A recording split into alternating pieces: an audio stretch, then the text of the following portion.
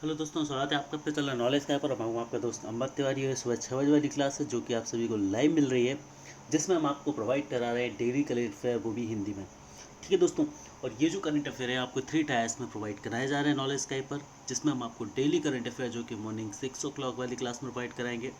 साथ में आपको मंथली करंट अफेयर्स भी प्रोवाइड कराया जाएगा। अपार्ट फ्रॉम दैट आपको इकोनॉमी, सोशल एंड अदर जो कैटेगरीज होती हैं इन पर मंथली करंट अफेयर्स भी जो है, स्पेसिफिक करंट अफेयर भी आपको प्रोवाइड कराया जाएगा। तो चलिए स्टार्ट करते हैं। आज है दोस्तों 24 अक्टूबर और 24 अक्टूबर का करंट अफेयर जो है वो आज हम डिस्कस करने वाले हैं। तो सबसे पहले हम बात करते हैं यूनाइटेड नेशंस डे। चलो दोस्तों, 24 अक्टूबर को यूनाइटेड नेशंस डे जो है सेलिब्रेट किया गया। ठीक है, तो 24 अक्टूबर को यूनाइटेड नेशन के इस्टेब्लिशमेंट की वजह से इसको डिस्कस किया जाता है, और ये यूनाइटेड नेशंस डे था जो कि 1948 से सेलिब्रेट किया जा रहा है। यदि हम बात करें तो इसको डिक्लेयर कब किया गया था, तो 1971 में UNGA, United nation general assembly ने इसे डिक्लेयर किया था, और यहाँ पर इसको एक पब्लिक हॉलीडे भी डिस्कस किया जाता है।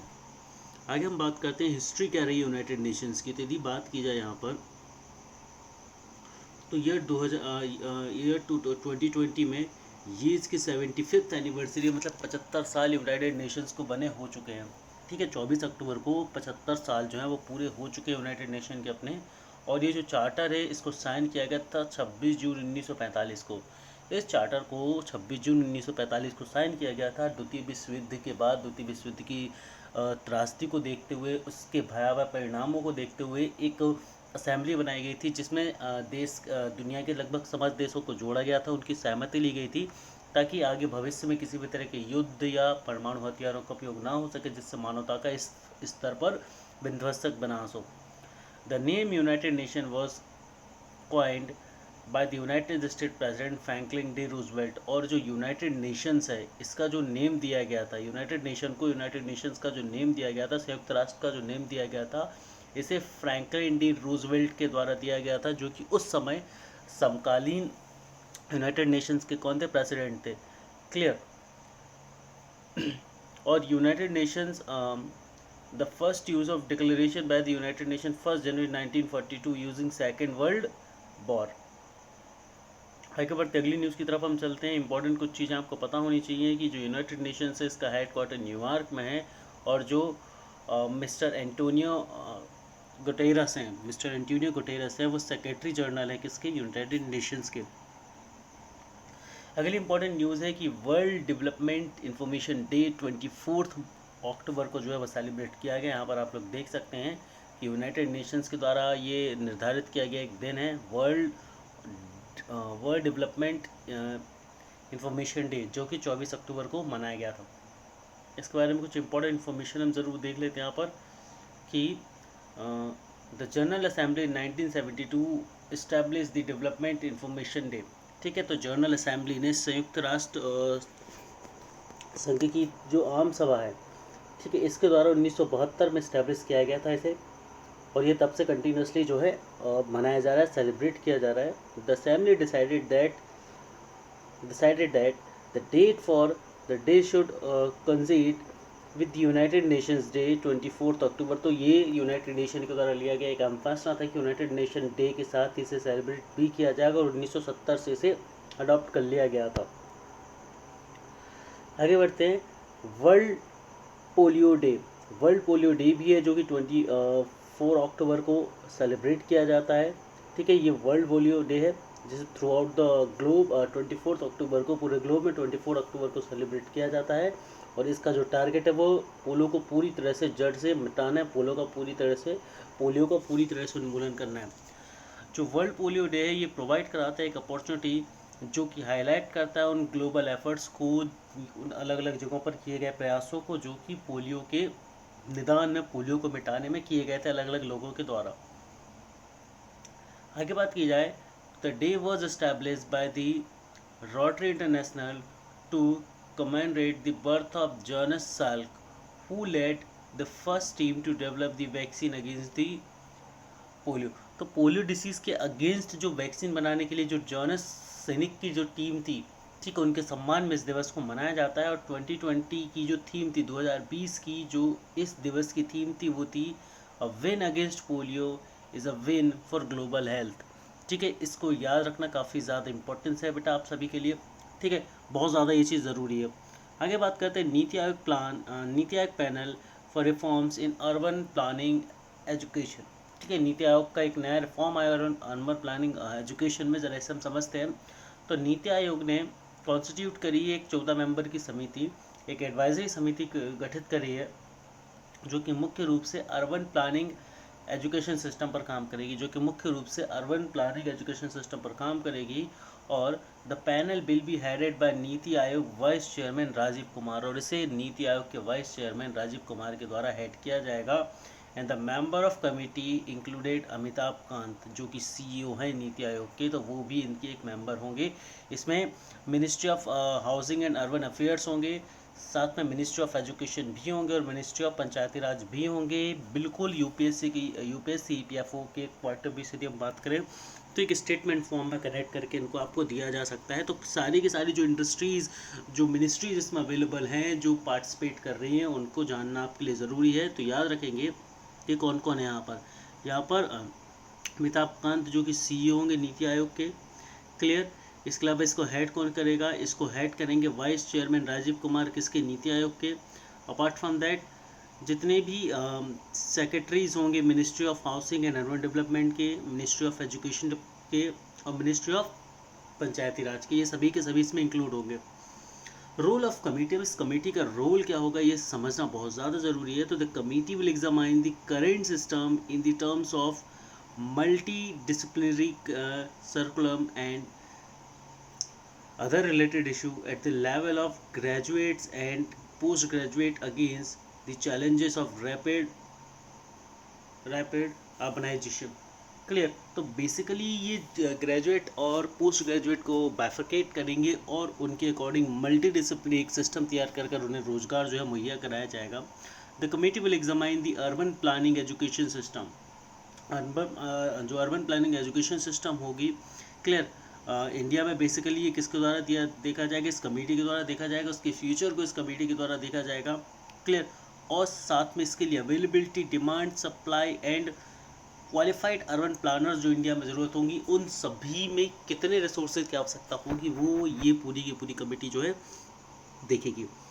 आगे बात करते हैं Saad al Hariri reappointed as the Lebanon prime minister. तो साहिद अल हरीरी को पुनः जो है प्रधानमंत्री चुन लिया गया है, किसका? लेबनान का।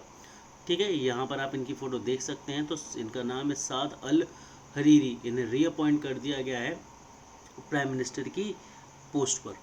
क्लियर। यहाँ पर बात करें हम आगे कुछ इंपॉर्टेंट चीज़ों की, तो हरीरी रिसीव 65 पार्लियामेंट्री वोट्स। ठीक है, आउट ऑफ 118, 118 में से 65 वोट जो है वो इनके पक्ष में थे। क्लियर। और अक्टूबर 2019 में हरीरी ने अपना रेजिग्नेशन अनाउंस किया था। ठीक है, जो मास प्रोटेस्ट हुए थे इनके विरोध में, उसके अगेंस्ट। ठीक है, लेकिन पुनः इन्हें भारी बहुमत से इस पद पर बिठा दिया गया है। यहाँ पर प्रीवियसली ही had served as prime minister of Lebanon for 9 November to 13 June 2011, मतलब लगभग 2 साल के पीरियड के लिए इन्होंने एज अ प्राइम मिनिस्टर सर्व किया था। और उसके बाद पुनः 18 जनवरी 2016 से 21 जनवरी 2020 तक अपना एक कंप्लीट टेन्योर भी दिया है। तो ये इनका तीसरा टेन्योर है, तीसरा कार्यकाल है यहाँ पर हरीरी। और याद रखना होगा Hariri is the third person to be tasked with the forming government this year after academic Hassan Diab. ठीक है, तो इस एकेडमिक हसन दिबई के बाद जो थे यहाँ पर ये तीसरे पर्सन थे ऐसे। क्लियर। इंपॉर्टेंट बात यहाँ पर हम जरूर कर लेते हैं कि कैपिटल ऑफ लेबनान जो है वो बीरूत है, और जो करेंसी की बात करें तो लेबनीज पाउंड जो होंगे उसकी करेंसी होंगी। आगे बात करते हैं इंडिया गेट चेयरमैनशिप और ILO governing body after 35 year. ठीक है, तो इंडिया इंटरनेशनल लेबर ऑर्गेनाइजेशन जो गवर्निंग बॉडी है, इंडिया को उसकी चेयरमैनशिप मिल गई है 35 सालों बाद। ये ऐसा हुआ है, काफ़ी एक हिस्टोरिक इवेंट हम इसे मान सकते हैं। तो इंडिया को जो है चेयरमैनशिप प्रदान की गई है किसकी? इंटरनेशनल लेबर ऑर्गेनाइजेशन की। 35 सालों के गैप के बाद, 35 साल तक भारत को इसकी लीडरशिप नहीं मिली थी, है ना। अब आगे याद रखना है कौन होंगे जो भारत की तरफ से इसे हेड करेंगे। तो यहाँ पर हमें बात पता होनी चाहिए कि the labour and employment secretary Apurva Chandra, ji हाँ अपूर्व चंद्र जी जो होंगे, he has been elected as the chairperson of the governing body of the ILO। तो ILO की जो गवर्निंग बॉडी है, ठीक है, उसमें अपूर्व चंद्र जी को जो है चुना गया है उसके चेयरपर्सन के रूप में। क्लियर। और इनका जो टेन्योर होगा वो अक्टूबर 2020 से लेकर जून 2021 तक का होगा।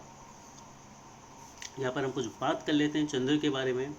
तो जो अपूर्व चंद्र है वो 1988 बैच के Indian administrative services Maharashtra cadre के एक ऑफिसर है, मतलब ये एक IAS ऑफिसर है। क्लियर। और he would preside over the upcoming the governing body meeting to be held in the November 2020। तो नवंबर 2020 में जिसकी मीटिंग होने वाली है उस मीटिंग को भी ये हेड करेंगे। क्लियर। अब बात कर लेते हैं इंटरनेशनल लेबर ऑर्गेनाइजेशन के बारे में। तो ये जो इंटरनेशनल लेबर ऑर्गेनाइजेशन, ये गवर्निंग बॉडी है किसके लिए, ILO के लिए गवर्निंग बॉडी है। क्लियर। ये सभी की सभी, और यहाँ पर इसका जो रिस्पॉन्सिबिलिटी है वो पॉलिसीज़ बनाना है, प्रोग्राम्स बनाना है, एजेंडाज बनाना है, बजट्स प्रोवाइड कराना है वेरियस प्रोग्राम्स के लिए।